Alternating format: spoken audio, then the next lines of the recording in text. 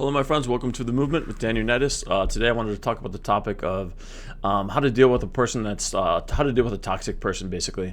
And so, I think toxic people can come into our lives, and then we can kind of feel like we're in this situation that's like inescapable. We can feel very much trapped, and you can feel like you want to start moving things along to kind of get out of the unpleasantness and the basically what it is you can kind of feel like the other person is calling all of the shots, and it over time it takes, not every person is a toxic person. So then when non-toxic people get in, kind of in bed with toxic people, it takes them a while to realize that they're in a relationship with a toxic person, and you can kind of feel.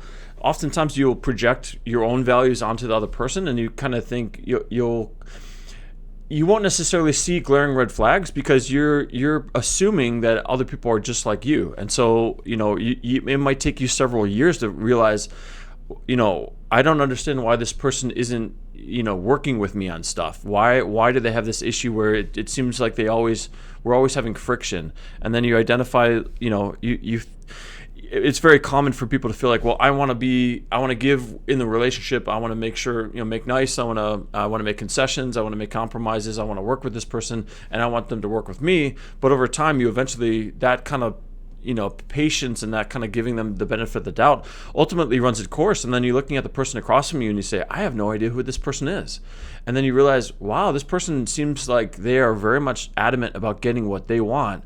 And, we don't live in a shared reality. The reality is I have my reality, which I feel is reasonable and in touch with other people. I'm talking with other people. I'm getting that point of feedback of, I am being rational and I am being reasonable and I am attempting to do what's right within the context of the relationship, but this other person is not, and they're seemingly having a difficult time even connecting with what is rational or what is reasonable. And frequently with a toxic person, a toxic narcissist, is that you are looking at somebody that really doesn't really see you at all. It's you're living, it's their world and you're just living in it. And so when you find yourself in that situation, that this is the topic of the video, it's like, what do you do?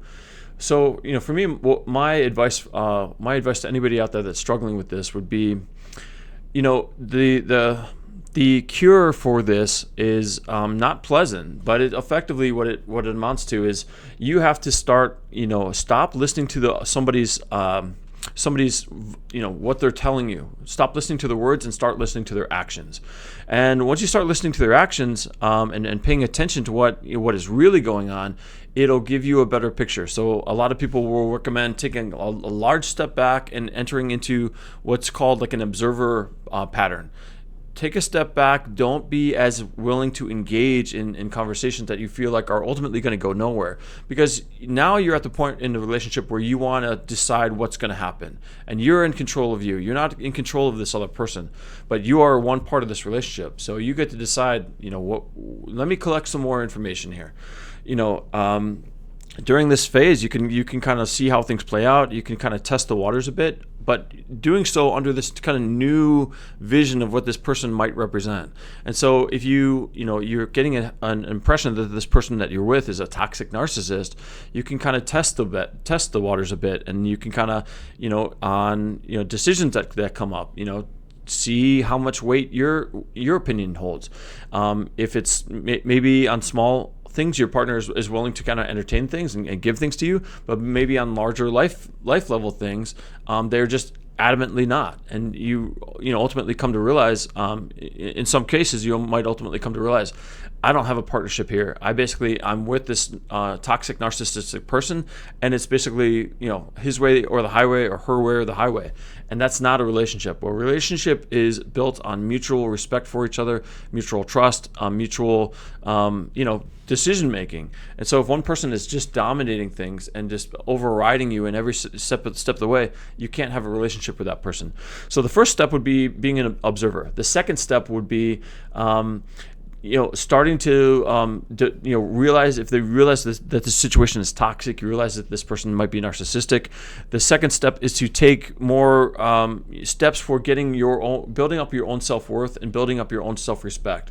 A lot of the times with narcissistic people, you don't you're not really in existence. It's they exist within their sphere, and you are floating out there in the ether, but you're really not part of their world. Their world is totalitarian and all encompassing.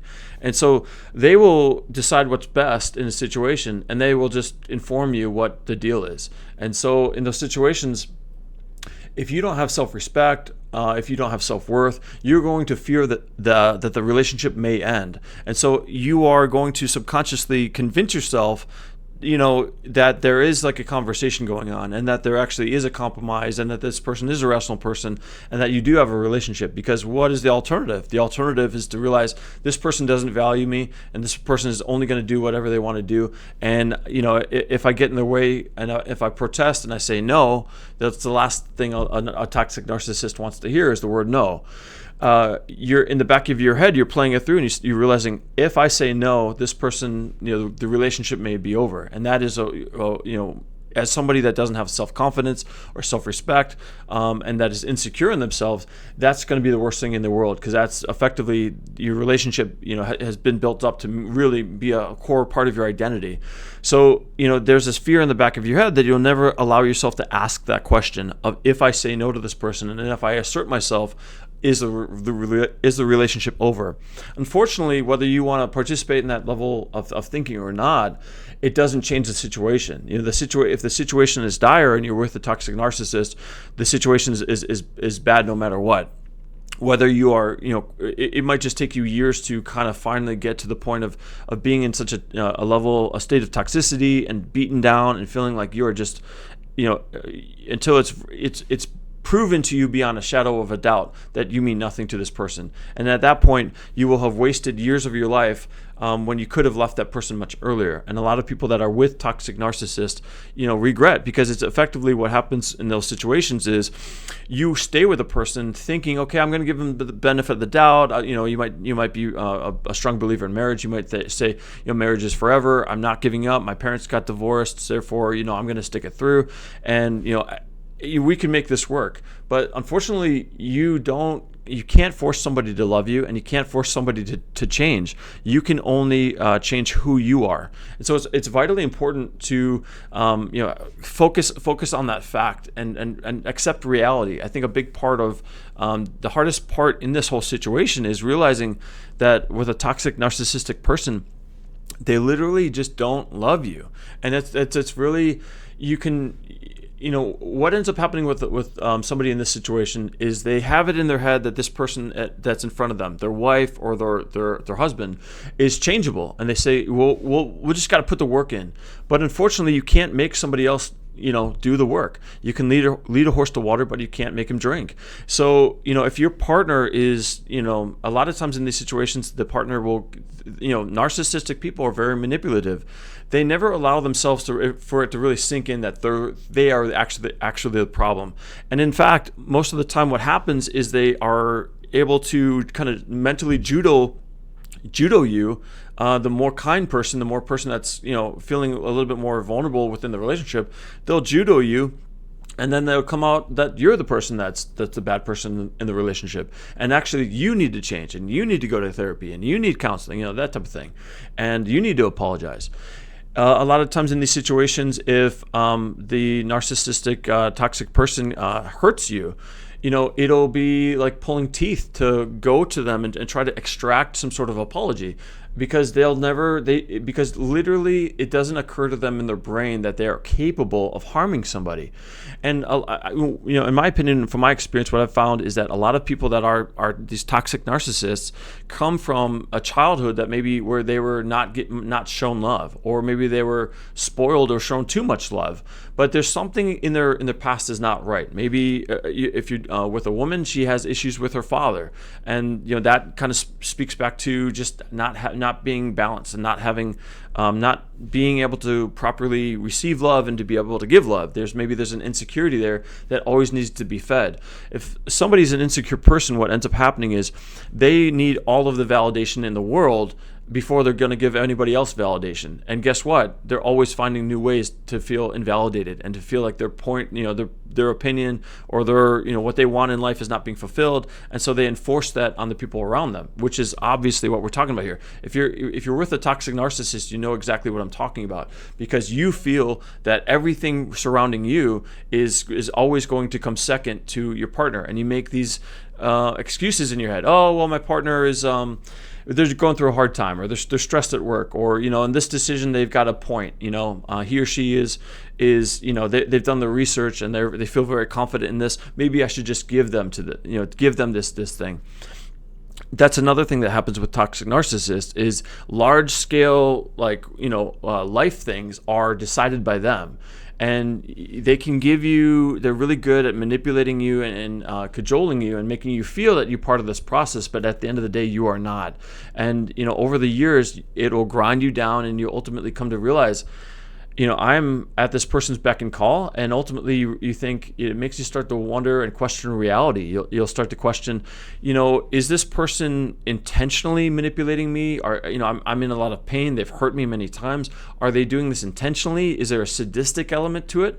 Or is it the case actually that, instead the toxic narcissist is just completely oblivious, and there is a subconscious subroutine going on in their mind, which is, never-endingly, manipulating the world and the people around them to achieve the ends that they feel are, it's like the ends justify the means, and so any sort of action that they take and hurt that they caused, well, they are, they'll never, it'll never touch their reality that they have caused harm in pursuing what they felt is right, and because they feel that it's right. And so people like this, if you find yourself in the situation, so going back to our steps. So first is taking a step back and observing. Second is, trying to build up your self-worth and your self-respect, because if you're able to build up your self-worth and your self-respect, then you're going to be able to see, I need to set healthy boundaries in the context of my relationship. And once you get to that point, now you're on the right track. And now you can feel like,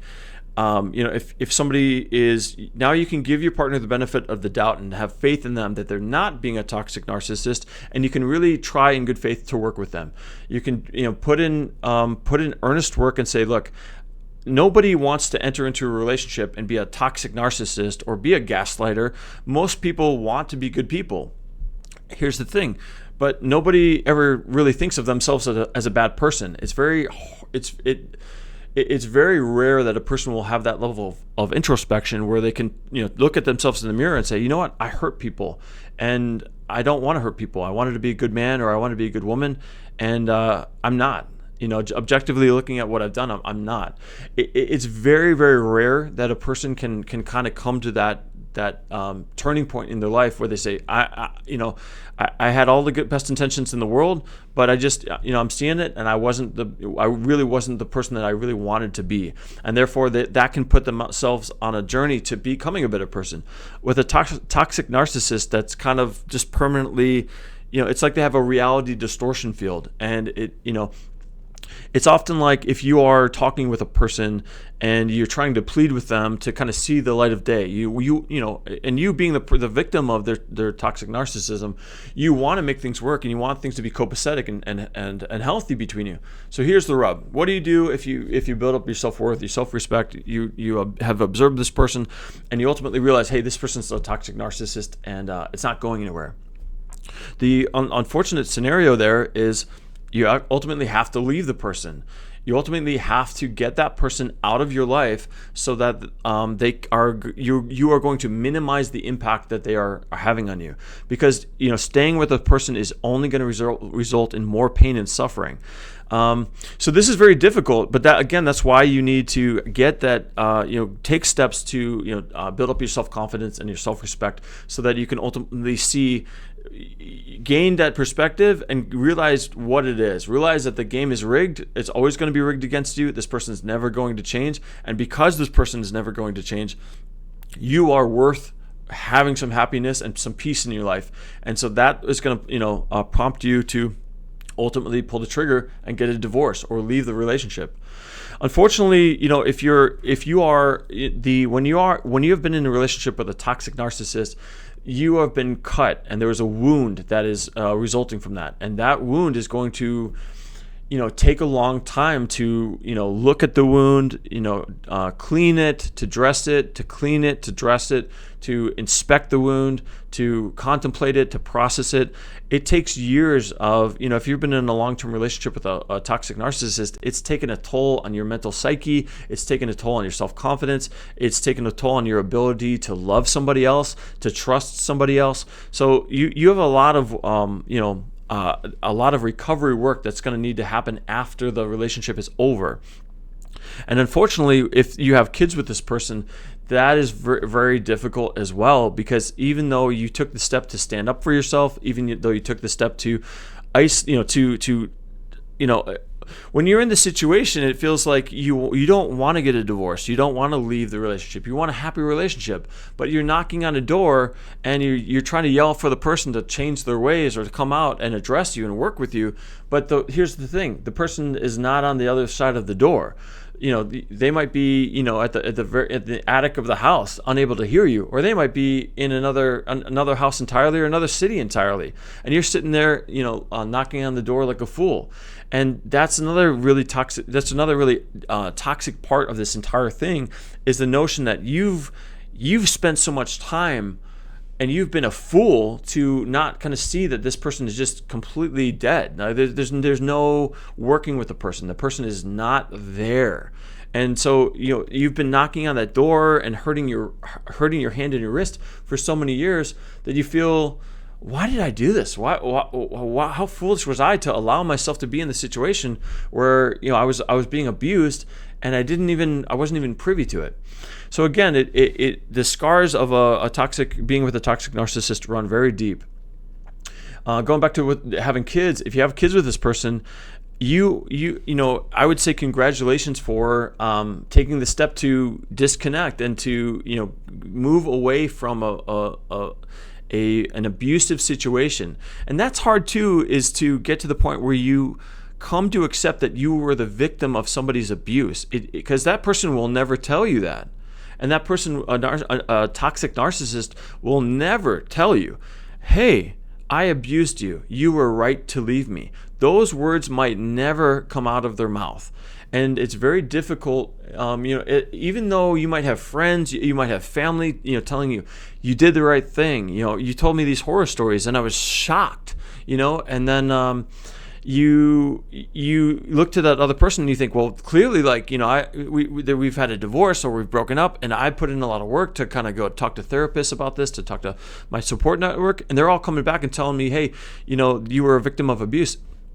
But this person is not telling me that. Aren't they also going to therapy? Aren't they talking to friends and family? Aren't they kind of getting the hint and ultimately kind of gonna reach an epiphany? And the long and short of it is, if you're with a toxic narcissist, they were a toxic narcissist when you were with them, and they're likely going to be a toxic narcissist through a divorce. You're going to have a very painful divorce, and they're going to be a toxic narcissist after the divorce, and they're not going to change. And so it's hard to accept, that you've been abused, because the person will never give you that. And it's weird. It's kind of like living in a reality where everybody's telling you it, but unless the person that has abused you tells you it, it still feels somewhat withheld. So it feels difficult to internalize, yes, this person was a bad person to me. Yes, they were abusive.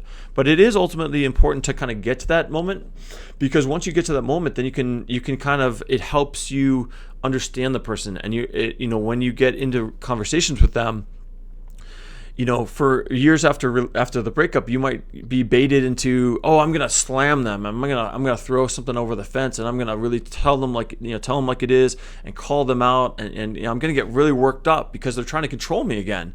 They're trying to, they are asserting, they have an idea in their head, and that's the law. That's basically ordained by God in their eyes. They are God, and so you don't question God. And so when you're dealing with a toxic narcissist, they are at the center of the universe. They are God in their eyes, and then they're just telling you what's going to happen. And so when you're reacting to these things, you say, wow, this person's really pushy. This person just doesn't get it. I divorced this person and they still don't get it. Well, here's the deal. You have to accept that you were abused, but you also have to accept that they'll never change. And once you accept that they'll never change, then that informs, well, how am I going to react to this person? Because they're still the same shitty person that I divorced, and I don't like being pushed around, and I want to draw boundaries. But here's the deal: talking to that person is not gonna. It's the same. It's going to be the same effectiveness as when you were married to the person. They're not going to listen. They don't have the capacity, and that's really difficult too. Is the notion that accepting that there is evil out there in the world. There's accepting that there's evilness and there's evil people.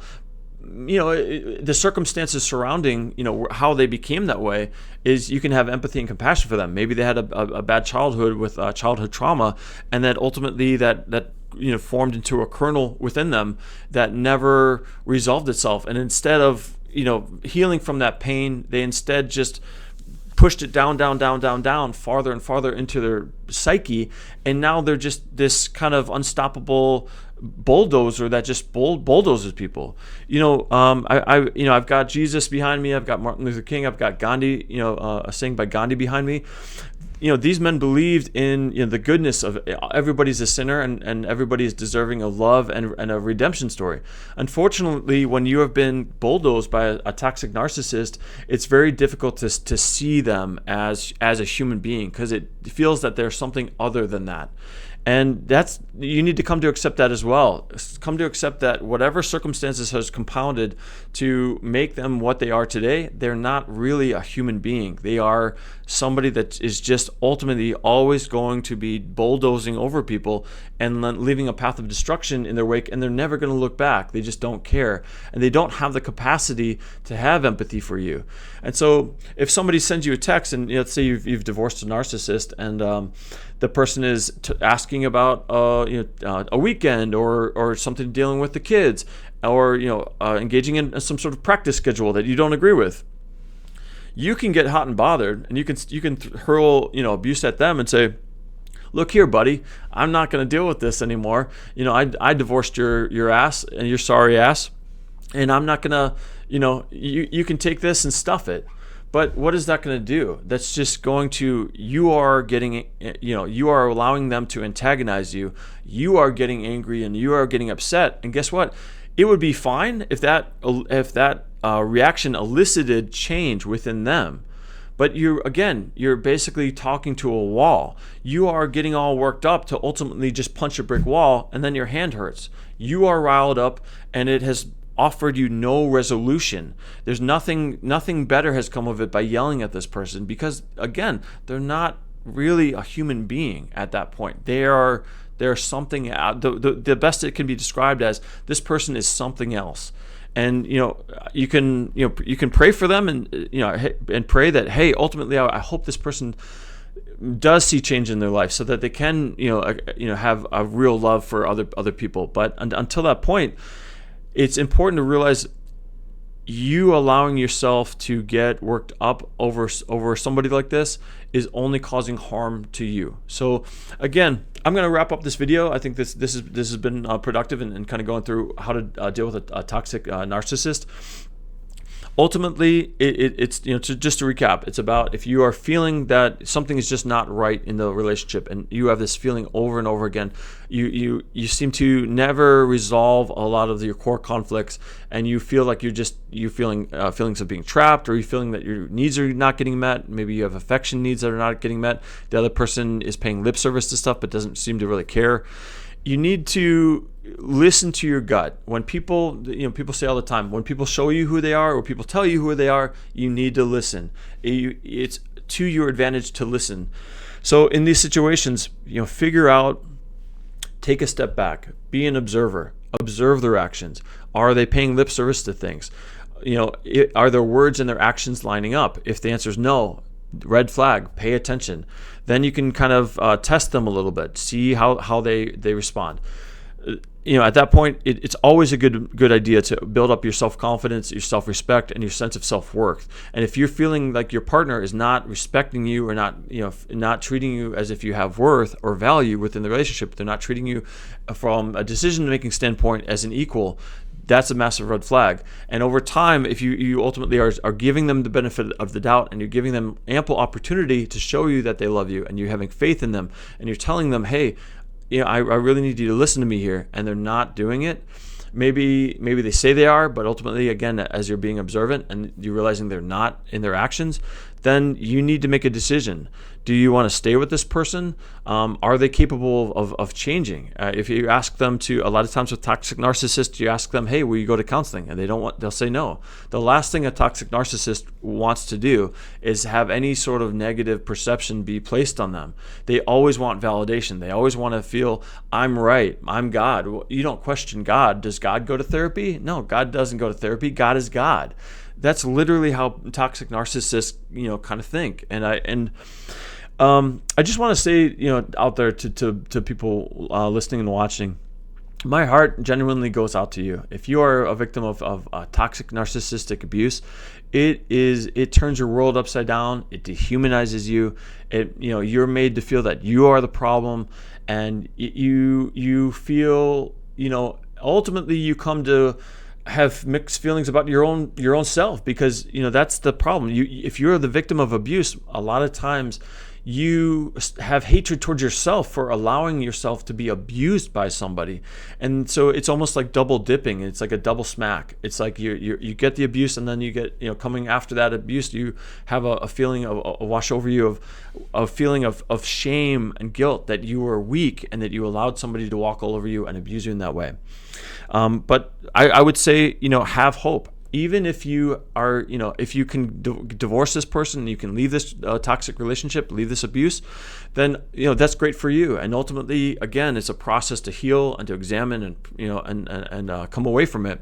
And even if you have children, like I said, and you're entangled with this person on a permanent basis, it's still, you can have a lot more peace by standing up and divorcing this person. And even if you go through a painful divorce, there's a lot of life on the other side of divorce. Okay, you can put in the work to heal from your own stuff. You can put in the work to become the best version of the person that you can be. And you can ultimately find a much better person, a much more loving and engaged spouse, somebody that's going to treat you with equal respect, and that you can have a loving and long-term relationship with that actually works. Okay, there's no point in staying in a relationship that's never going to work. Okay. So yeah, I think I'll leave it there. I thank you very much for listening. If you like what I'm talking about, please like and subscribe and comment down below. I'd love to hear from you. And this has been The Movement with Dan Unitas. Thank you so much for watching. I'll see you in the next one. Bye.